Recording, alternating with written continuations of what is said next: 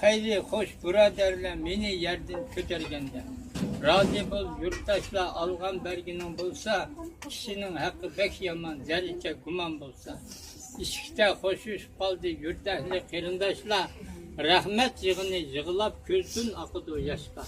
Mengü hoşuşup kaytiş bek iğir işken eldin, endi körşelmeymen artısam eşo beldin. Ben zerretkalık beldin attık ettim körşelmeyin.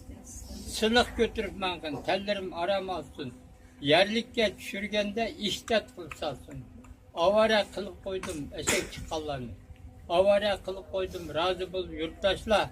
Kabirde kılıp kaldım hayır hoş kırındaşla. Uzutup çıkalmadım işigim itilgeçke. Gel sözümü kılalmadım yenigim çitilgeçke. Kaçarga yerlerim yoktu daldığa alay desem. Mümkün bulmadı herkes ayrılıp kalay desem. Mengü ayrılışaman ayrılgandı bilgeysen.